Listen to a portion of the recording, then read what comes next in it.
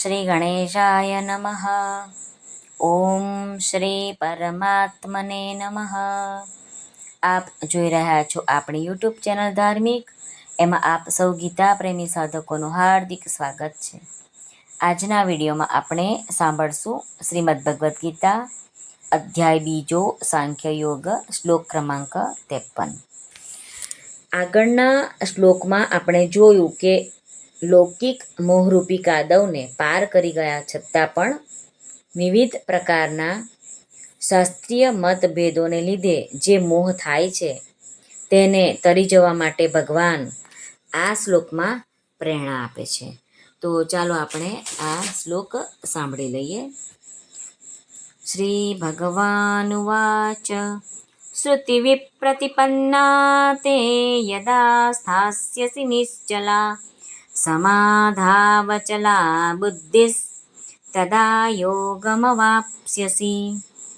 અર્થ જાણી લઈએ. શ્રી ભગવાન કહે છે, જાત જાતના વચનો સાંભળવાને લીધે વિચલિત થયેલી તારી બુદ્ધિ જ્યારે પરમાત્મામાં અચળ અને સ્થિર ભાવે સ્થાયી થઈ જશે ત્યારે તું યોગને પામીશ, અર્થાત તારો પરમાત્મા સાથે નિત્ય સંયોગ થઈ જશે.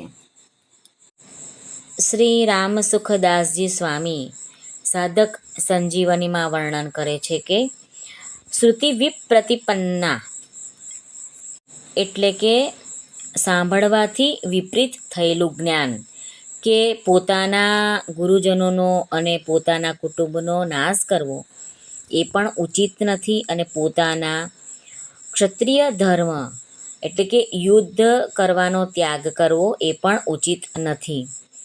એક તરફ કુટુંબનું રક્ષણ કરવું જોઈએ એ વિચાર ચાલે છે, તો બીજી તરફ અર્જુનને એ વિચાર ચાલે છે કે એક તરફ કે પોતાનું જે ક્ષત્રિય ધર્મનું પાલન કરવું જોઈએ એ કરી નથી રહ્યો. જો પોતે કુટુંબનું રક્ષણ કરે તો યુદ્ધ ના થાય અને જો યુદ્ધ કરે તો કુટુંબનું રક્ષણ નહીં થાય.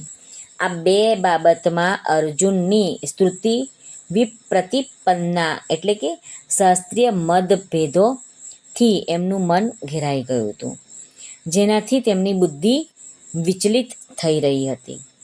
આથી ભગવાન શાસ્ત્રીય મતભેદોનો બુદ્ધિને નિશ્ચલ અને પરમાત્મા પ્રાપ્તિના વિષયમાં બુદ્ધિને અચળ કરવાની પ્રેરણા આપે છે. અહીં સાધકને આ બાબતને લીધે સંદેહ થાય છે કે સાંસારિક વ્યવહાર બરાબર કરવો જોઈએ કે પરમાત્માની પ્રાપ્તિ કરવી જોઈએ. પછી તેનો એવો નિર્ણય થાય છે કે મારે તો કેવળ સંસારની સેવા કરવી છે અને સંસાર પાસેથી કશું જ લેવું નથી. એવો નિર્ણય થતાની સાથે જ સાધકની ભોગોથી ઉપરતી થવા લાગે છે અને વૈરાગ્ય થવા લાગે છે.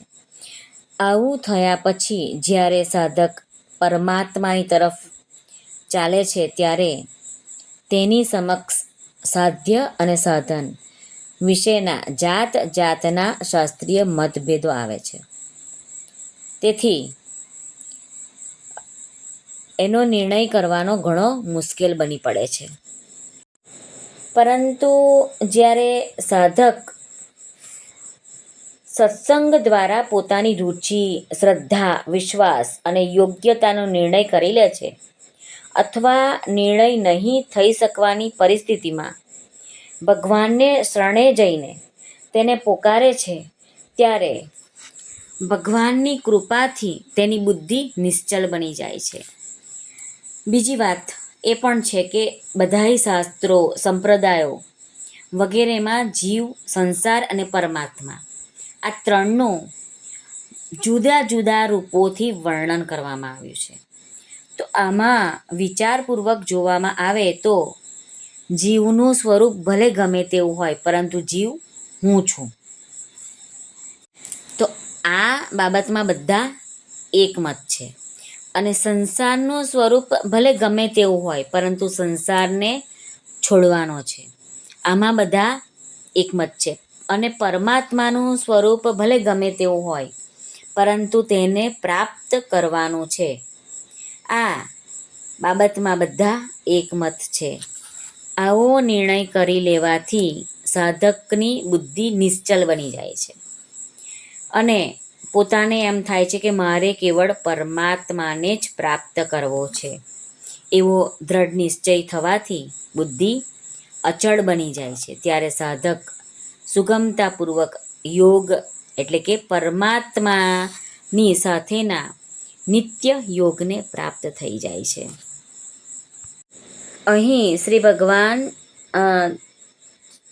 કહે છે કે તદા યોગમ વાપ્સ્યસી પદો વડે જે યોગની પ્રાપ્તિ બતાવી છે તે યોગ એવો નથી કે પહેલાં પરમાત્માથી વિયોગ હતો, તે વિયોગને દૂર કર્યો એટલે યોગ થઈ ગયો. પણ અસત પદાર્થોની સાથે ભૂલથી માની લીધેલા સંબંધનો સર્વથા વિયોગ થઈ જવો એનું નામ યોગ છે.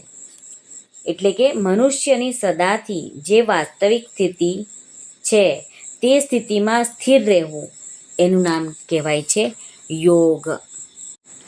આ નિત્ય યોગની અનુભૂતિ કર્મો દ્વારા કરવામાં આવે તો કર્મયોગ બની જાય, વિવેક વિચાર દ્વારા કરવામાં આવે તો જ્ઞાન યોગ બની જાય, પ્રેમ દ્વારા કરવામાં આવે તો ભક્તિ યોગ બની જાય અને સંસારના લય ચિંતન દ્વારા કરવામાં આવે તો લય યોગ બની જાય, પ્રાણાયામ દ્વારા કરવામાં આવે તો હઠ યોગ બની જાય અને યમ નિયમ વગેરે 8 અંગો દ્વારા કરવામાં આવે તો અષ્ટાંગ યોગ બની જાય છે.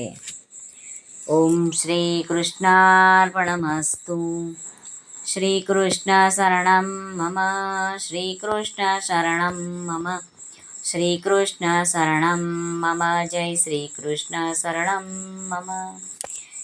બધાને ભાવથી જય શ્રી કૃષ્ણ.